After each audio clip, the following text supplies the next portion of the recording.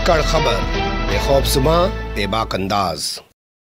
धाकड़ खबर के news room से मैं आपके साथ हूं अकरम रईस खान। डर और नफरत के आधार पर पिछले करीब 9.5 साल से देश में जो सत्ता चल रही है, लगता है डर के मुद्दे पर अब, जी हां, लगता है डर के मुद्दे पर अब उस सल्तनत की चूल्हे हिलने लगी हैं। लेकिन नफरत की वजह से, जी हां, लेकिन लगता है नफरत के मुद्दे की वजह से अभी उस हुकूमत को कोई बड़ा खतरा नहीं दिखाई पड़ रहा है, नजर नहीं आ रहा है। जैसा कि आप जानते हैं कि नफरतें इन्होंने इतनी बढ़ाई हैं, 100 साल लगे हैं, 1925 से अपने काम में जुटे हुए थे, तो जाते जाते ही नफरतें जाएंगी। लेकिन डर के मुद्दे पर इस सल्तनत की चूल्हे हिलने लगी हैं। ये किस आधार पर हम कह रहे हैं? बोलती हुई तस्वीरों की ज़बानी एक कहानी इस रिपोर्ट के जरिए आपके सामने रखने जा रहा हूं, जिसे देखने के बाद आप लोग भी कहने लग जाएंगे कि लोग अब निडर होकर इस सरकार से, इस सत्ता से सवाल पूछ रहे हैं। और सवाल पूछने के बाद की जो बौखलाहट है वो इनके मुख्यमंत्रियों और मंत्रियों के बोल बचनों में, अंदाज में खुल्लम खुल्ला दिखाई पड़ रही है। कैसे कैसे तमाम तस्वीरें सामने आई हैं। शुरुआत करते हैं कर्नाटक से आई इस खबर के साथ।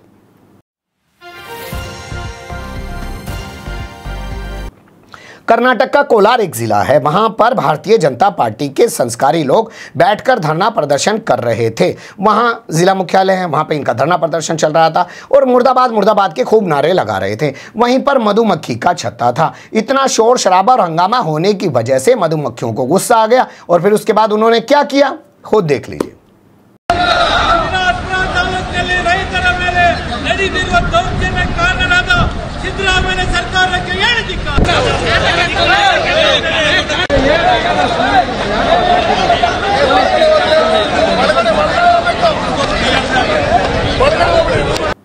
देख लिया आपने कैसे मधुमक्खियों ने हमला कर दिया संस्कारी भाजपाइयों पर। उसके बाद ये इधर उधर जान बचाकर भागने लगे। इनकी वजह से जो यहाँ मुख्यालय पर और लोग भी अपनी अर्जियां लेकर आए थे, कमिश्नर से मिलने के लिए, कलेक्टर से मिलने के लिए, उन लोगों को भी मुसीबत का सामना उठाना पड़ा। लोग सीधे तौर पर ये बता रहे हैं कि इनके शोर शराबे की वजह से मक्खियां जो हैं वो गुस्से में आई हैं। इस दौरान भारतीय जनता पार्टी का एक संस्कारी सांसद, जिसका नाम एस मुनि स्वामी बताया जा रहा है, वो भी घायल हो गया और उसके अलावा कई भाजपाई भी घायल हो गए हैं। यानी अब इनका जो ये बवाल है उसको कुदरत भी बर्दाश्त नहीं कर रही है, क्योंकि ये लोग तो बेज़बान हैं, ये लोग तो इंसान नहीं है, ये लोग तो वोट नहीं डालते हैं। लेकिन क्योंकि इतना आडंबर इनका चल रहा है तो मधुमक्खियां भी उससे तंग आ गई, आजिज आ गई और उन्होंने भी इनके ऊपर हमला कर दिया। अब इसके बाद दूसरी खबर जो मैं आपके सामने रख रहा हूँ वो आ रही है महाराष्ट्र से। महाराष्ट्र, जहाँ अभी संस्कारियों ने पहले एकनाथ शिंदे को अपने साथ मिलाया, फिर उसके बाद अजीत पवार को अपने साथ मिलाया और सत्ता हथियाली महाराष्ट्र में महाविकास अघाड़ी की सरकार गिरा दी। वहां का एक जिला है सोलापुर। वहां पर एक मंत्री जो है वो गया हुआ था, गेस्ट हाउस में रुका हुआ था। उसी दौरान एक शख्स वहां पे आया और उसने हल्दी फेंक दी। उसके बाद संस्कारी मंत्री के संस्कारी समर्थकों ने उसको पकड़ लिया, जमीन पर गिरा दिया और उसको लात घूंसों से मारने लगे। पहले वो नजारा देखिए, फिर बताऊंगा।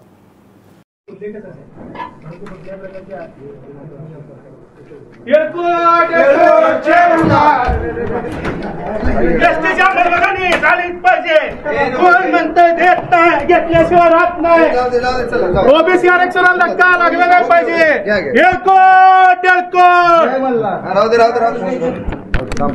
येळकोट इस शख्स का नाम शेखर बताया जा रहा है और ये धनगर समाज से जुड़ा हुआ है। धनगर समाज को एक लंबे समय से एससी कम्युनिटी का दर्जा दिए जाने की बातें चल रही हैं, लेकिन सरकार द्वारा दिया नहीं जा रहा है। उसी का विरोध जताते हुए इसने इस तरीके से हल्दी फेंकने का ये काम किया है। ये मंत्री जो है वो राजस्व विभाग देखते हैं, इनका नाम है राधा कृष्ण वीखे पाटिल।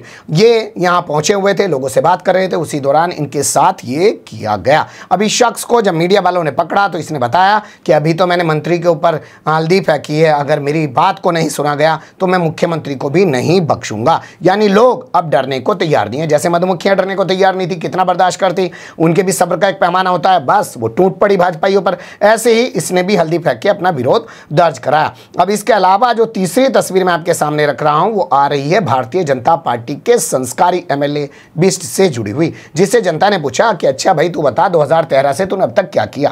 तो किस तरीके से जनता को गाली दे रहा है, हम चाहेंगे बीप ना लगाई जाए, सुनिए जरूर इसको। क्या 1 रुपया हम 4 बार वोट लेने आ गए। कौन सा दिन का?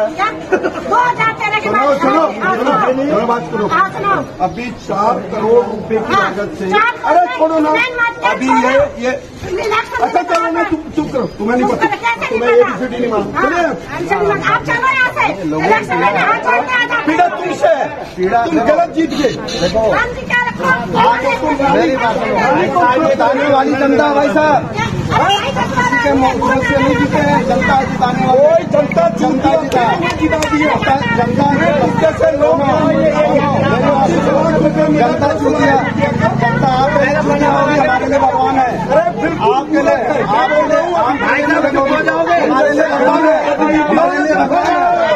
आप 25 साल से नहीं 25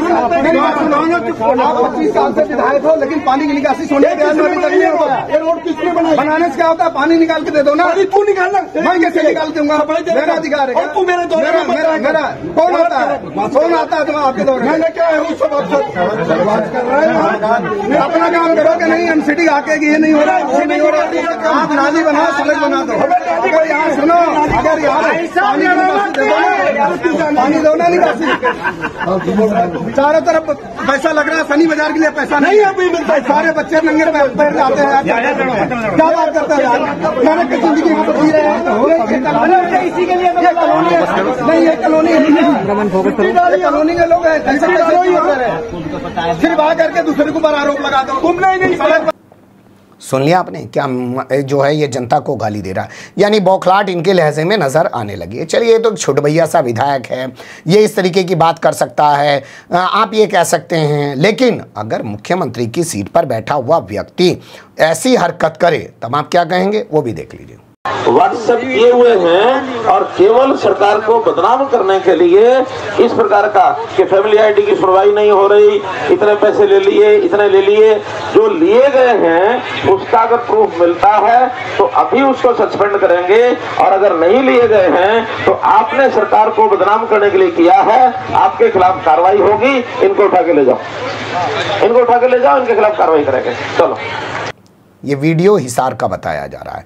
हिसार के इस वीडियो में एक शख्स ने सवाल कर लिया जो है मनोहर लाल खट्टर से। वो आजकल वहाँ पे जन संवाद करने गए मैं जनता से कि साहब आपके यहाँ जो भी नौकरियाँ मिलती हैं वो पैसा दिए बगैर नहीं मिलती हैं। तो उसकी बात नहीं सुनी गई, उस पर कोई जांच नहीं कराई गई, बल्कि उसको जो है गिरफ्तार करा दिया गया और कहा गया कि विपक्ष का आदमी है। इससे पहले भी आपने देखा होगा मनोहर लाल खट्टर के कई ऐसे संस्कार सामने आ चुके हैं कि वो महिलाओं से भी इसी तरीके से बदतमीज़ी से बात करते हुए दिखाई देते हैं, और वो वीडियो तमाम तरीके के सोशल मीडिया में वायरल भी होते हैं। लेकिन क्या करें, जो मेन स्ट्रीम मीडिया है वो दलाली चाटुकारी में लगा हुआ है और तलबे छोड़कर अब उसने कुछ और चाटना शुरू कर दिया, इसलिए वो इन तमाम चीज़ों को दिखाता नहीं है।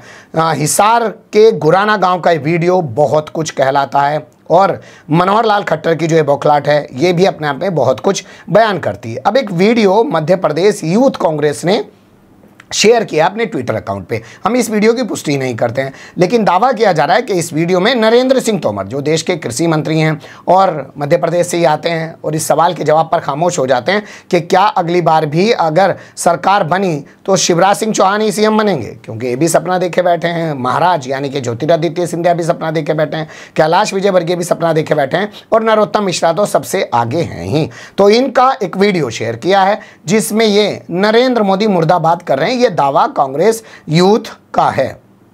नरेंद्र मोदी मुर्दाबाद, भारत माता की। अब वो खुद ही नारा लगा रहे हैं, हालांकि उनके पीछे जो लोग हैं वो समझदार हैं, वो जिंदाबाद का नारा लगा रहे हैं, उन्होंने ये गलती नहीं दोहराई है। तो ये बौखलाहट भी हो सकती है। आजकल परेशान भी हैं, चारों तरफ इतने विरोध हो रहे हैं, गालियां पड़ रही हैं, जूते पड़ रहे हैं, जन आशीर्वाद यात्रा निकाल रहे हैं, उसका विरोध हो रहा है। कहीं पर जाते हैं तो लोग इनके साथ नहीं जुड़ते हैं, और सब लोग ये कहते हैं कि लूट के सत्ता हथियाई गई है मध्य प्रदेश में। और महाराष्ट्र में भी उसी बात का लोगों को ज़्यादा गुस्सा है। मराठा आंदोलन अलग से चल रहा है। अब ये धनकर जो हैं वो SC जो है रिजर्वेशन के लिए आवाज़ उठाने लगे हैं, हल्दी फेंकने लगे हैं, और मधुमक्खियां भी अब रुकने का नाम नहीं ले रही हैं। तो ये तमाम तस्वीरें देखने के बाद क्या आप ये नहीं कहेंगे कि भैया डर के मुद्दे पर तो चूल्हे हिल रही हैं, लेकिन नफरत है क्योंकि 100 साल से इन्होंने कोशिशें की हैं, इतनी बढ़ा दी हैं, तो वो तो जाते जाते ही जाएंगी। बने रहिएगा धाकड़ खबर के साथ। कमेंट्स के रूप में आप लोग अपनी राय दे सकते हैं। खबर को लाइक कर सकते हैं, चैनल को सब्सक्राइब कर सकते हैं और ज़्यादा से ज़्यादा हमारी खबरों को शेयर कर सकते हैं। फिर ऐसे ही किसी सुलगते हुए या उलझते मुद्दे लेकर मैं आपके सामने हूँगा हाजिर। फिलहाल अभी मुझे दें इजाज़त।